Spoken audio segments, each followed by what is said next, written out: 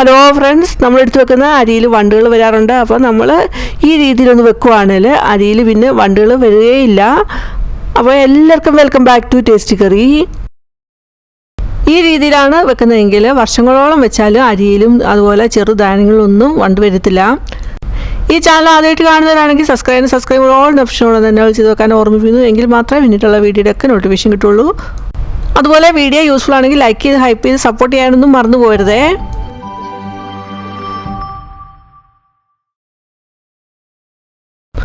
ആദ്യത്തേത് അതിന് വേണ്ടിയിട്ട് ഇവിടെ എടുത്തിരിക്കുന്നത് പീച്ചിങ്ങയാണ്. അപ്പോൾ 2 പീച്ചിങ്ങ എടുത്തിട്ടുണ്ട്. അപ്പോൾ ആ എടുത്ത പീച്ചിങ്ങയുടെ പുറത്തെ തൊലിയൊക്കെ ഹാർഡായിട്ടുള്ള തൊലിയൊക്കെ ചിരണ്ടി കളയണം. അതുപോലെ തന്നെ ഉള്ളിൽ ഹാർഡായിട്ടുള്ള കുരുവിൻ്റെ പോർഷനൊക്കെ കളയുന്നുണ്ട്. അങ്ങനെ നന്നായിട്ട് ക്ലീനാക്കി എടുക്കുന്നുണ്ട്.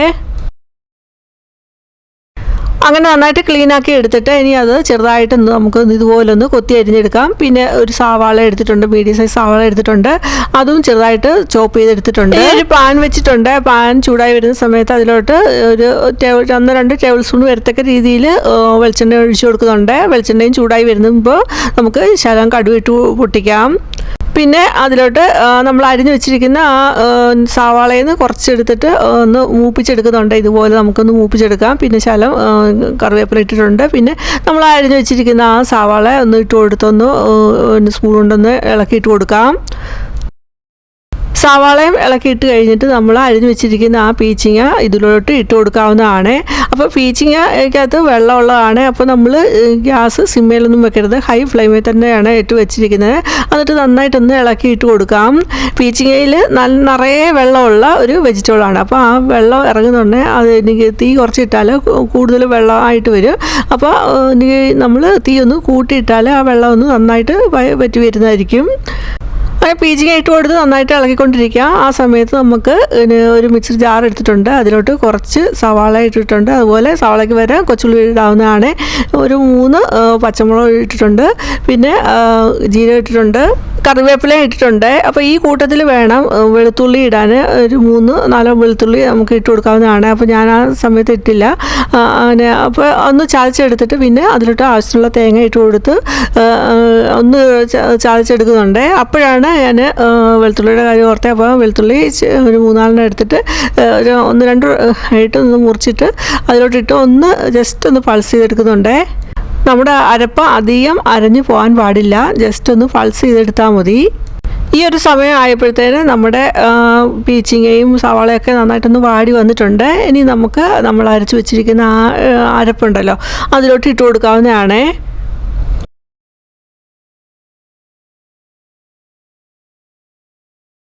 അപ്പോൾ ആ അരപ്പൂടെ ഒന്ന് ഇട്ട് കൊടുത്തിട്ട് ഒന്ന് ഒതുക്കി വെച്ച് കൊടുക്കുന്നുണ്ട്. നമ്മളിത് തോരനാണ് വെക്കുന്നത്. അപ്പോൾ ഇതിനകത്ത് വെള്ളമൊന്നും അധികം പാടില്ല. അതുകൊണ്ട് മിക്സിയുടെ ജാറിലോട്ട് വെള്ളമൊന്നും ഒഴിച്ചിട്ടൊന്നും എടുക്കുന്നില്ല.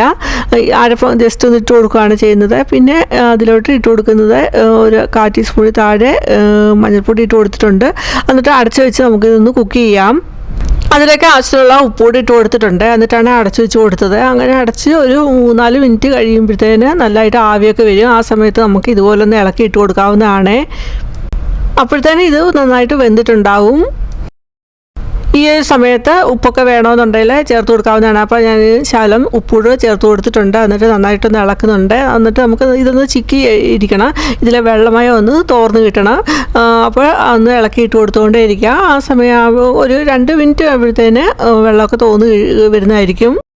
ഇതിൽ മുട്ട ഇട്ട് ഉണ്ടാക്കുന്ന ഒരു റെസിപ്പി നേരത്തെ ഇട്ടിരുന്നു. അതും നല്ലൊരു തോരൻ റെസിപ്പിയാണ്. അതും നിങ്ങൾക്ക് കയറി കാണാവുന്നതാണ്.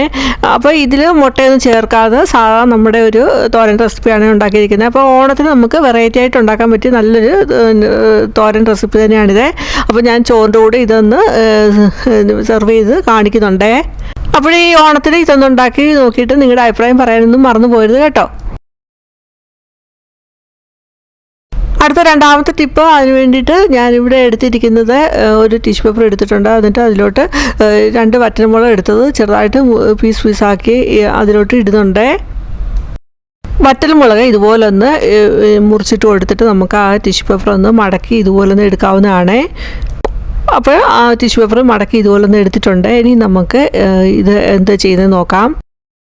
ഇങ്ങനെ മടക്കി എടുത്തിട്ട് നമുക്ക് ആ ടിഷ്യൂ പേപ്പറിൽ 1-2 ഹോളൊക്കെ ഇടണം. അപ്പോൾ നമുക്ക് ഇതുപോലെ ഒന്ന് ഇട്ട് കൊടുക്കാവുന്നതാണ്. 3-4 ഹോൾ അതിലിട്ട് കൊടുക്കാവുന്നതാണ്.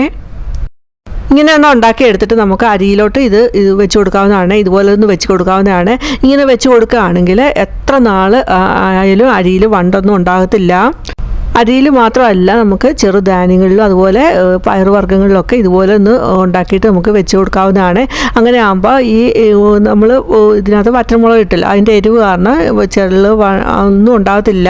അതുപോലെ പൂപ്പലും ഒന്നും പിടിക്കത്തില്ല. ഈ മഴക്കാലമൊക്കെ ആകുമ്പോൾ പൂപ്പൽ പിടിച്ചിട്ട് ചെള്ളിൻ്റെയൊക്കെ പ്രശ്നം ഉണ്ടാകാറുണ്ടല്ലോ, അങ്ങനെ ഒന്നും സംഭവിക്കത്തില്ല. ഇങ്ങനെ ചെയ്ത് വെക്കുവാണെങ്കിൽ വർഷങ്ങളോളം ഇരിക്കും.